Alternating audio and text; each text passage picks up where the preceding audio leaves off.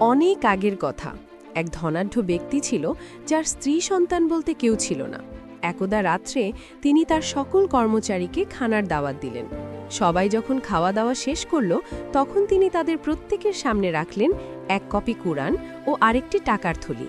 অতঃপর তিনি বললেন, তোমাদের প্রত্যেকের জন্য একটি করে পছন্দ আছে, একটি কুরআন আর একটি টাকার থলি।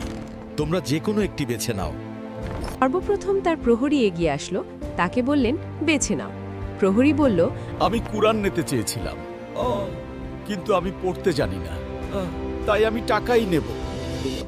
এরপর আসলো তার কামলা, তাকেও বেছে নিতে বললেন। সে বলল, আমার স্ত্রী খুব অসুস্থ, চিকিৎসার জন্য টাকার দরকার, না হলে আমি কুরআনই নিতাম। তারপর তিনি বাবুর্চিকে জিজ্ঞাসা করলেন। সে বলল, আমি কুরআন পড়তে ভালোবাসি, কিন্তু সময় পাই না, তাই টাকাই নেব। শেষ পালাটি এলো রাখালের জন্য। এই ছেলেটি খুব দরিদ্র।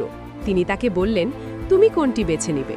রাখাল উত্তর দিল, আমি গরিব, কিন্তু আমি কুরআনই নেব, কারণ আল্লাহর একটি শব্দও সোনার চেয়ে দামি।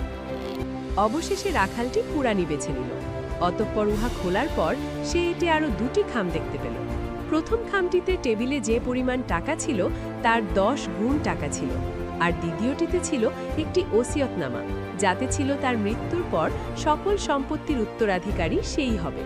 অতঃপর ধনাঢ্য লোকটি তাদেরকে উদ্দেশ্য করে বললেন, যে ব্যক্তি আল্লাহ তাআলার প্রতি সুধারণা রাখে, আল্লাহ তাআলা তাকে বঞ্চিত করেন না।